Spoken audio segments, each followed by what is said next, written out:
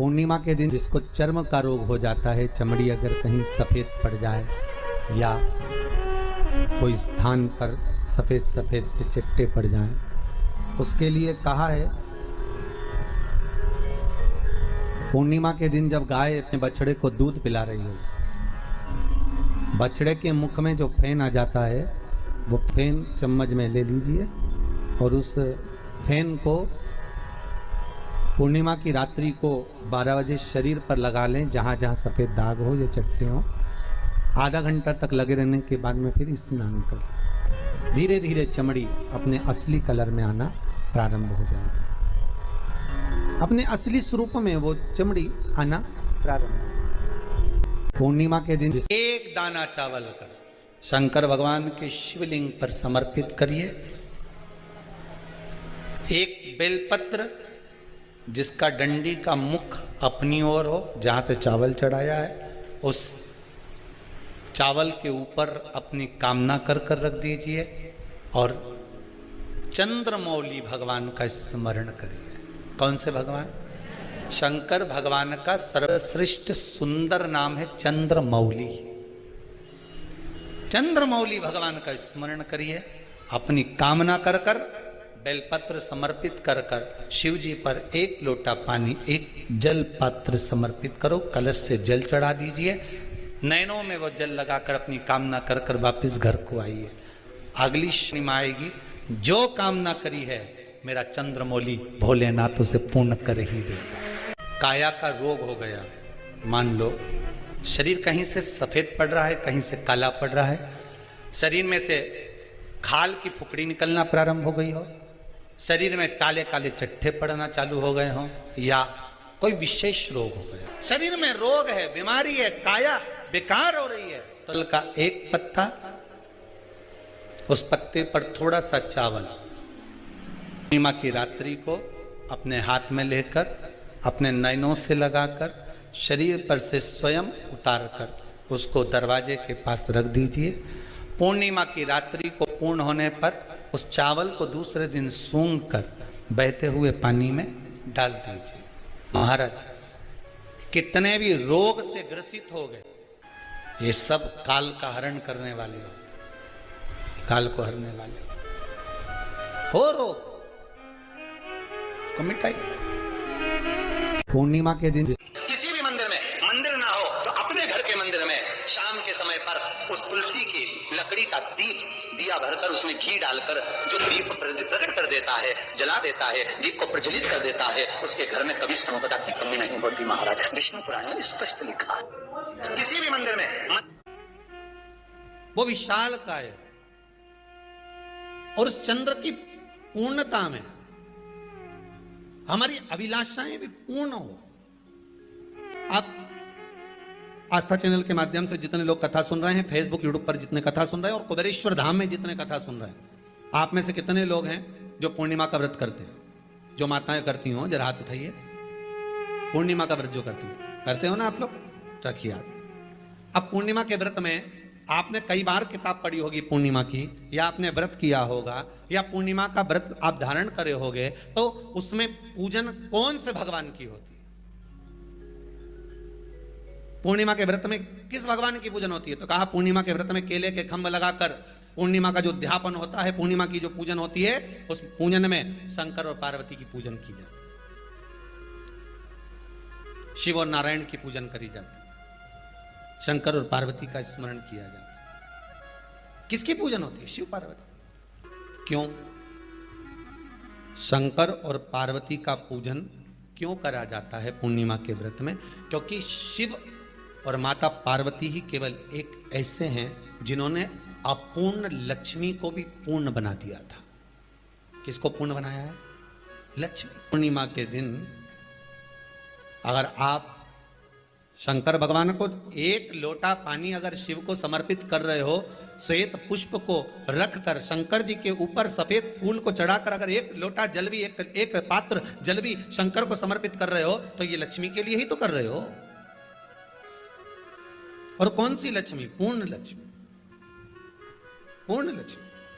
आपको पहले भी कथा में कहा, एक बार भगवान विष्णु के सामने लक्ष्मी मैया ने बहुत तेज स्वर में कह दिया था, नारायण, दुनिया के लोग आपका नाम जपते हैं, दुनिया के लोग नारायण नारायण कहते हैं, दुनिया के लोग आपका भजन करते हैं, पर सत्य मायने में कहूं ना तो मेरे बिना दुनिया के लोगों की नहीं चल सकती, मेरे बिना दुनिया नहीं चल सकती, संसार मेरे बिना नहीं चल सकता। भगवान विष्णु ने कहा, ये तो गलत है लक्ष्मी आपका कहना।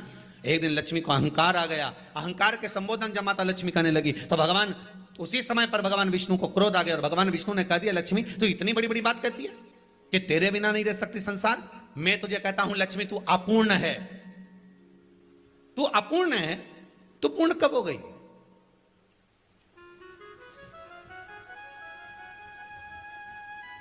तेरी पूर्णता कहां हो गई? लक्ष्मी की आंख से आंसू बहने लगे। आज आपने मुझे अपूर्ण कहा है, आपको मालूम है आप मुझे अपूर्ण कह रहे हो? आपको ये ज्ञात हो रहा है आप मुझे अपूर्ण कह रहे हो? भगवान कहते हैं, हाँ लक्ष्मी मैंने तुझे अपूर्ण कहा है। अपूर्णता का मतलब आप जानते हो ना? भगवान कहते हैं, लक्ष्मी मैं सब जानता हूं। लक्ष्मी रोती हुई माता सरस्वती के पास पहुंच गई। सरस्वती ने पूछा, क्या बात है लक्ष्मी, क्यों रो रही हो? लक्ष्मी जी ने कहा, क्या बताऊं सखी, मेरे पति ने आज मुझे अपूर्ण कह दिया है। तो क्यों रो रही है तू? अपूर्ण अगर कह दिया, पति ने ही तो कहा है ना, तो क्यों रोना? चल मेरे साथ में। और सरस्वती मैया माता लक्ष्मी को लेकर सीधे पहुंच गई माता पार्वती के यहां। माता पार्वती के यहां जब पहुंची है, माता पार्वती जी ने लक्ष्मी जी को देखा और सरस्वती को देखा तो पूछा कि बात क्या है, क्या हो गया ऐसा, क्या हुआ, क्या है ऐसा जो तुम दोनों आज मेरे पास में आई? क्या हुआ? पार्वती जी कुछ बोलती, शिव जी का ध्यान माता सरस्वती की ओर और लक्ष्मी की ओर गया और भगवान शंकर जान गए कि आज भगवान नारायण ने लक्ष्मी जी को अपूर्ण कहा है। अब देखें माता पार्वती क्या कर सकती है, इसको पूर्ण बनाने के लिए करेगी क्या? क्या हुआ? माता सरस्वती जी बोली, लक्ष्मी को अपूर्ण कह दिया। अपूर्ण कह दिया? हाँ, तो क्या सोचना उसके लिए, इसको मैं अभी पूर्ण बना देती हूं। माता जगतजननी पार्वती ने गोदी में विराजमान गणेश जी को उठाया और उठाकर लक्ष्मी जी की गोद में दे दिया। ले लक्ष्मी, आज से तू पूर्ण हो गई। लक्ष्मी आज से तू पूर्ण है। गोदी में जब तक संतान नहीं है तो नारी को लोग अपूर्ण समझते हैं, पर माता पार्वती जी ने संपूर्ण ब्रह्मांड में एक सिद्धता प्रदान कर दी कि अपने गोदी के लाल को, अपने गोदी के पुत्र को माता ने लक्ष्मी की गोद में देकर लक्ष्मी को पूर्ण बना दिया। वो दिन कौन सा था? पूर्णिमा का दिन, लक्ष्मी को पूर्ण करने का दिन, पूर्ण करने का। केवल अमृत ही नहीं बरसता, पूर्णिमा के दिन लक्ष्मी भी बरसती है। पूर्णिमा के कितने व्रत होते हैं? बोलते जाओ जरा, जल्दी जल्दी बोलो। पूर्णिमा के नारियों को, स्त्रियों को अखंड सौभाग्य के लिए, जो नारी वैधव्य नहीं होना चाहती है उस नारी को पूर्णिमा के कितने व्रत करना चाहिए? जिस नारी के यहाँ संतान नहीं हो, औलाद नहीं हो, उसको पूर्णिमा के कितने व्रत करना चाहिए? जिस नारी का पुत्र, पति बहुत बीमारी से ग्रसित हो, लग रहा हो कि ये मेरा बेटा बहुत बड़ी बीमारी में घिरा हुआ है, तो नारी को कितने व्रत करना चाहिए? स्वयं भगवान कृष्ण ने माता यशोदा को द्वापर में भी बताया है कि पूर्णिमा के 32 व्रत होते हैं। कितने व्रत होते हैं? 32। हम भगवान कृष्ण यशोदा रानी को, माता यशोदा जी को भी बता रहे हैं 32 व्रत। अब आपको किसी ने बता दिया होगा कि 8 कर लो, 7 कर लो, 6 कर लो, 12 कर लो, इसलिए आपने बोला कि 12 कर लीजिए, 32 कर लीजिए। अरे यहां तो द्वापर की कथा भी कहती है। यशोदा जी ने एक बार भगवान कृष्ण को रोक कर कह दिया, ए कन्हैया रुको। कन्हैया बोले, बोलो मां क्या बात है? कन्हैया जरा रुकिए, इधर आओ जरा। भगवान कृष्ण आए। हाँ मां बोलिए। जगह का प्रसंग है ये, जिस समय पर राधा रानी कुरुक्षेत्र में नंद बाबा और यशोदा जी को लेकर कुरुक्षेत्र के कुंड में, ब्रह्म सरोवर में स्नान कराने के लिए लेकर जाती है, ग्रहण का समय पर। और जब भगवान कृष्ण उस कुरुक्षेत्र के उस सरोवर में स्नान करने आते हैं। तब यशोदा जी ने अपने लाला से प्रश्न किया, पूछा है कि नारी वेधव्य होकर ना मरे, उसका पति कोई रोग से ग्रसित ना हो, उसका पुत्र किसी रोग में ना पड़े। कितना सुंदर संवाद लिखा है। अगर किसी माता का पुत्र मान लो किसी नशे में डूबा हुआ है, कोई नशा कर रहा है और गलत नशा है, आपको लग रहा है कि ये नशे में डूबा हुआ है, आपको लग रहा है कि ये गलत जगह पर डूब गया है, आपको लग रहा है कि मदिरापान में, मांसाहार में या अधिक गांजा आदि का जो भी नशे होते हैं, जितने भी नशे, उसमें डूब चुका है। और माँ उसको समझा रही है, तू नशे में मत डूब, तू इस काम को मत कर, तू ये गलत कर्म मत कर। माँ उसको समझा कर हार गई।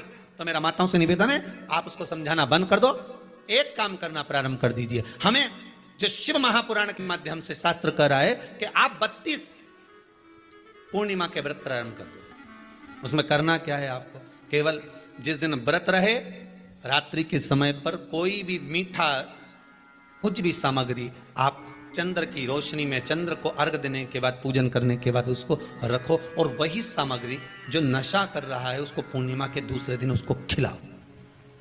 आप धीरे धीरे खिलाना चालू करेंगे, जिस नशे में वो डूबा हुआ उस नशे से वो छूटना प्रारंभ हो जाएगा। 2 पूर्णिमा व्रत करके तो देखो, तीसरे में तुम्हें जरूरत ही नहीं पड़ेगी। धीरे धीरे आप रुक, वो छूटना प्रारंभ हो जाएगा। स्वयं भगवान कर रहे हैं। यशोदा मैया ने कन्हैया को रोक लिया कुरुक्षेत्र के उस मैदान में,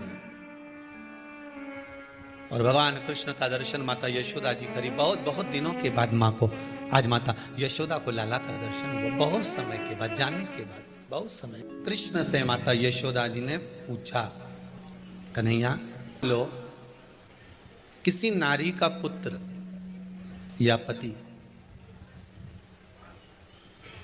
रोग से ग्रसित हो,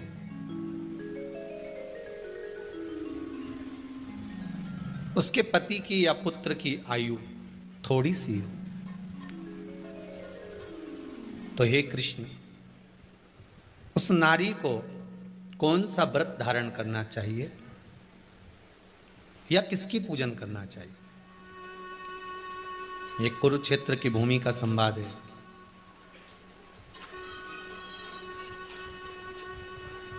भगवान कह रहे हैं, मां, अगर नारी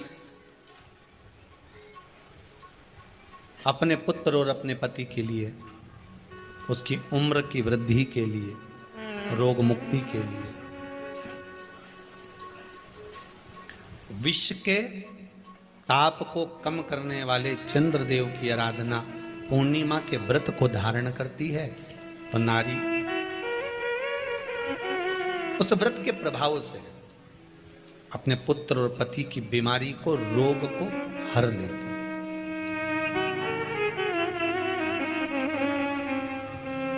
रोग का हरण कर लेती।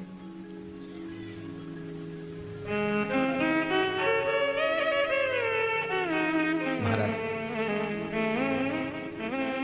जो बच्चा बुद्धि से विकलांग हो, विद्या में कमजोर हो, परीक्षा हॉल में पेपर देते समय भूल जाता हो, वे काम ना करता हो, तो निवेदन है, किसी भी पूर्णिमा की रात्रि को 12 बजे गाय के, गौ माता देसी गाय के जो 4 थन होते हैं, उन 4 थन में से जो आगे के थन होते हैं, 2 पीछे की ओर होते हैं, 2 आगे की ओर होते हैं, तो जो आगे के 2 थन हैं, उस थन का दूध निकलवा लिया जाए, और उस दूध का कोई भी मीठा पदार्थ बनाओ तो ठीक है, ना बनाओ तो उसी दूध में शक्कर मिलाकर पूर्णिमा की रात्रि को, जो विवेक से कमजोर हो, बुद्धि से कमजोर हो, या याद करा हुआ सब भूल जाते हो, या आपके लिए भी है, कोई चीज रखते हो भूल जाते हो, विवेक याद नहीं रहता, बुद्धि में इतना प्रबल बल नहीं आ पाता, याददाश्त कमजोर होती चली जा रही, तो किसी भी पूर्णिमा की रात्रि को 12 बजे गाय के आगे के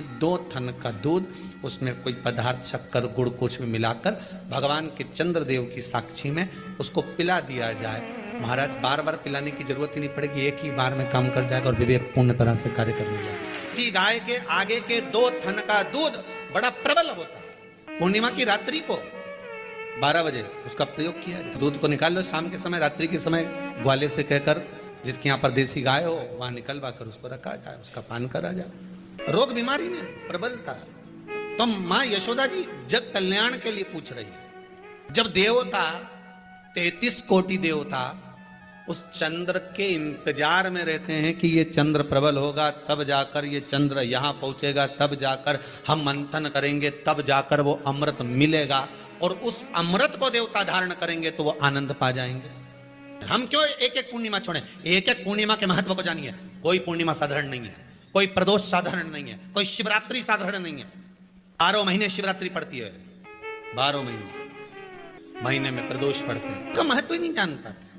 कौन से प्रदोष पर क्या करना है, कौन सी पूर्णिमा को क्या धारण करना है, कौन सी शिवरात्रि पर। कई लोगों को तो यहां तक नहीं मालूम था कि भाई श्रावण के महीने में भी शिवरात्रि आती है। वो तो बस लोगों के कि शिवरात्रि का पूजन हुआ, तो उसका स्मरण क्यों छोड़े हम?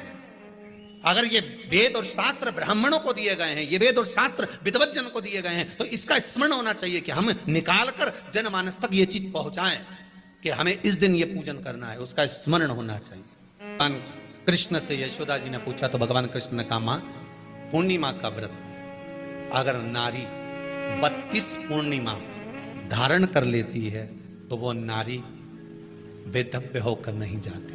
पर आप लोग व्रत जो करते हो ना, जो भी व्रत आप लोग उठाते हो, सोमवार का व्रत जैसे किसी माता जी ने उठा लिया और वो उठाने के बाद, हम तो शादी नहीं हुई थी ना जब भी सोमवार व्रत करते थे, अब शादी हो गई अभी भी हम सोमवार का व्रत कर रहे हैं, करे जा रहे हैं, और उसका कोई उद्यापन नहीं करा, कोई संकल्प नहीं लिया गया कि मैं 5 करूंगी कि 16 करूंगी कि 25 करूंगी कि 31 करूंगी कि 21 करूंगी। इसलिए पूर्णिमा व्रत का विधान में कहा गया कि 32 पूर्णिमा का पहला संकल्प होना चाहिए। उसके बाद आपकी 32 पूरी हो जाए, फिर आप दूसरे और व्रत कर लो, फिर 32 कर लो, फिर 32 कर लो, पर उसमें पूर्णता का भाव। अभी तक किसी के सोमवार और गुरुवार और शुक्रवार के व्रत ही पूर्ण नहीं हुआ, अभी तक चल रहा है, अभी तक चल रहा है। हम तो सोमवार का व्रत करते हैं, हम तो शनिवार करते हैं, अब शनिवार करते करते 4 साल हो गए, 6 साल हो गए, 5 साल हो गए। भगवान को तो थोड़ा बहुत कुछ खिला पिला के उनको एक बार तो विश्राम दे। भगवान भी मन में सोच रहे अब तो निपटेगी तभी छोड़ेगी।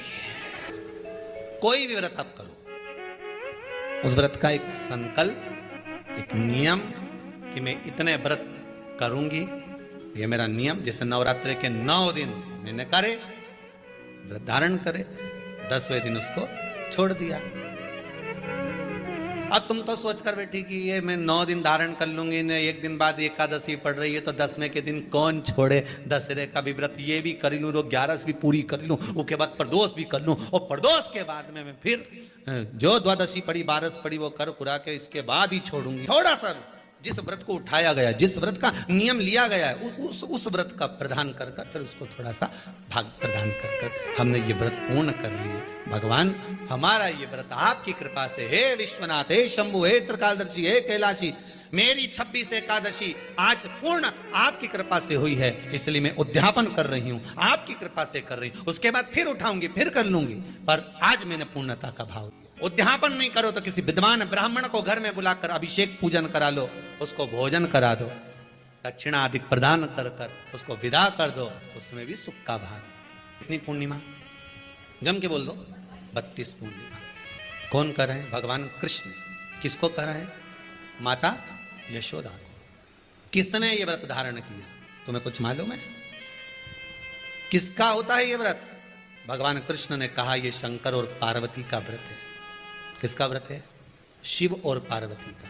पूर्णिमा का व्रत शंकर और पार्वती का व्रत है। तो कोई कहे कि ये तो भगवान कृष्ण का व्रत है, तो ये तो कृष्ण भगवान तो द्वापर में आए हैं, पर पूर्णिमा का व्रत तो स्वयं माता पार्वती जी ने भी धारण करा है। जिस समय पर कार्तिकेय महाराज को गंगा मैया प्रकट कर रही थी और तारकासुर का जब संहार करना था, तब माता पार्वती ने शंकर जी से पूछा था कि तारकासुर को मारने के लिए आपके पुत्र की जरूरत है, आपका पुत्र प्रकट कैसे होगा, क्योंकि आप तब साधना में लगे रहते हो। भगवान कहते हैं चिंता मत कर, तू एक काम कर, पूर्णिमा व्रत को धारण कर। मां पार्वती भी जिस व्रत को धारण करी है, तो कोई ये द्वापर का व्रत है क्या? यहां तो शास्त्र कह रहा है कि कोई भी अगर आप प्रसंग धारण कर रहे हो, कोई भी आप नियम धारण कर रहे हो, कोई भी आप व्रत धारण कर रहे हो, या आप किसी भी तरह का पुण्य भाग धारण कर रहे हो, तो उसमें जड़ की मूलता होना चाहिए। जड़ कहां? केवल पूर्णिमा का व्रत कोई केवल द्वापर का नहीं है, केवल त्रेता का नहीं, ये तो सतयुग के भी आगे का निकल चल, ना जाने कितने सतयुग, कितने त्रेता, कितने द्वापर हुए, तब से चला। इन नयनों में नंबर बढ़ते चले जा रहे हो, चश्मा उतर नहीं रहा हो, दूर का नहीं दिखे, कहीं किसी को पास का नहीं दिखे, रहते हैं। उसके लिए तुलसी की जो डंडी होती है, तुलसी जैसे बेलपत्र की जो ये डंडी है, ऐसे ही तुलसी का जो पत्ता होता है, उस पत्ते की जो डंडी होती है, उस डंडी को चंद्रमा को देखा जाता है। उस डंडी की जो कोर होती है, उस कोर को दृष्टि से मिलाया जाता है माँ की रात्रि। ठीक 12 बजे आप चंद्रमा की, जैसे चंद्रमा का भाग, उस चंद्रमा के भाग को आप उस डंडी के भाग से निहारने का प्रयास करें। महाराज घर में आई है, घी का दिया लगाई है, उस घी के दीप को लगाने के बाद पूर्णिमा के दिन उस पर एक प्लेट थोड़ी तिरछी कर रख दो, जिससे उसकी कालोच, काय की उस दीप की, घी के दीप की कालोच उस प्लेट पर आ जाए। थोड़ी सी कालोच ले लीजिए, 5-10 मिनट में आ जाएगी। उसको गाय के घी में मिलाकर आंखों में सुरमा लगाकर रात्रि को सो जाइए। 3 दिन बाद आप महसूस करेंगे कि नेत्र की ज्योति बढ़ना प्रारंभ हो रही है। अब इस प्रयोग को करने में कोई धन लगा तुम्हारा? अरे बोलो तो सही। कोई दौलत लगी तुम्हारी, कोई संपदा, या फिर तुमने सियोर वाला महाराज के लाके खूब बटोर के दे दिया, कुछ लगा? नहीं। तुम करोगे, लाभ तुम्हें मिलेगा। ये जितनी पूर्णिमा के व्रत हैं, जितने 12 महीने जो पूर्णिमा पड़ती है, पूनम पड़ती है, ये भले दुनिया के लोग कहते हैं कि ये भगवान राधा और कृष्ण से संबंध, हम और कृष्ण से संबंध रखते हैं, पर इनका यदि सही संबंध समझा जाए, इनके सही संबंध का यदि स्मरण करा जाए, इनके सही संबंधों का यदि वर्णन किया जाए, तो शिव और चंद्रमा के जो मिलन का केंद्र बिंदु है वही पूर्णिमा है। केवल एक पूर्णिमा वहीं तक नहीं रही कि भगवान कृष्ण और राधा जी ने रास किया, केवल वहीं तक उसकी सीमितता नहीं है। बात ध्यान रखिएगा, यदि काया का रोग हो गया, मान लो शरीर कहीं से सफेद पड़ रहा है, कहीं से काला पड़ रहा है, शरीर में से खाल की फुकड़ी निकलना प्रारंभ हो गई हो, शरीर में काले काले चट्टे पड़ना चालू हो गए हों, या कोई विशेष रोग हो गया, कोई विशेष में रोग है, बीमारी है, काया बेकार हो रही है, तो सीधी सीधी बात शिव महापुराण की कथा कहती है, सुंदर आनंद में श्रवण कर कर आप अपने जीवन को, ये पूर्णिमा शिव महापुराण की कथा कहती आ रही है। कुछ नहीं करना, पीपल का एक पत्ता, उस पत्ते पर थोड़ा सा चावल, थोड़ा सा चावल, पूर्णिमा की रात्रि को अपने हाथ में लेकर, अपने नयनों से लगाकर, शरीर पर से स्वयं उतार कर उसको दरवाजे के पास रख दीजिए। पूर्णिमा की रात्रि को पूर्ण होने पर उस चावल को दूसरे दिन सूंघ कर बहते हुए पानी में डाल दीजिए। महाराज कितने भी रोग से ग्रसित हो गए, पीपल का एक पत्ता 52,000 ब्राह्मण की साक्षी कराता है। महाराज बहुत ध्यान देना, पीपल के वृक्ष में स्वयं नारायण का, मेरे कृष्ण का वास है। स्वयं भगवान गीता के अंतर्गत कहते हैं कि मैं पीपल का वृक्ष हूं, नारायण उसी में। 52,000 ब्राह्मणों का वासा एक पीपल के पत्ते में होता है।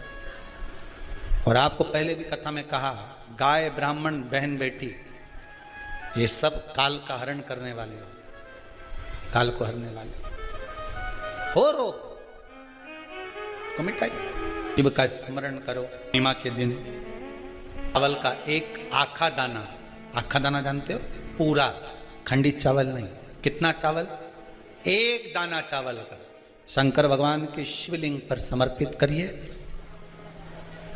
एक बेलपत्र जिसका डंडी का मुख अपनी ओर हो, जहां से चावल चढ़ाया है, उस चावल के ऊपर अपनी कामना कर कर रख दीजिए और चंद्रमौली भगवान का स्मरण करिए। कौन से भगवान? शंकर भगवान का सर्वश्रेष्ठ सुंदर नाम है चंद्रमौली। चंद्रमौली भगवान का स्मरण करिए, अपनी कामना कर कर बेलपत्र समर्पित कर कर शिव जी पर एक लोटा पानी, एक जल पात्र समर्पित करो, कलश से जल चढ़ा दीजिए, नैनों में वो जल लगाकर अपनी कामना कर कर वापिस घर को आइए। आएगी जो कामना करी है मेरा चंद्रमौली भोलेनाथ उसे पूर्ण कर ही देगा। शिव उपासना के लिए जितनी 12 महीने में पूर्णिमा पड़ती है, एक एक पूर्णिमा का व्याख्यान वर्णन करेंगे। आज तो कथा का महत्तम दिवस है, पहला दिवस है तो हम उसको महत्व समझें कि पूर्णिमा का महत्व क्या है, हम उसका महत्व समझें कि शंकर और चंद्र का रिश्ता क्या है, संबंध क्या है। भगवान ने जितनी पूर्णिमा बनाई है, जितने नक्षत्र बनाए, जितनी घड़ी बनाई, जितना पल बनाया, जितना समय बनाया, ये शंकर भगवान ने जो बनाया ये गलत नहीं बनाया, श्रेष्ठता के लिए बनाया, जग के उद्धार के लिए, संसार के उद्धार के लिए बनाया। अब उसका प्रयोग आप करें ना करें ये आपके ऊपर है। आप उसका प्रयोग कर रहे हैं ना कर रहे हैं ये आपके ऊपर, पर जो बनाया है मेरे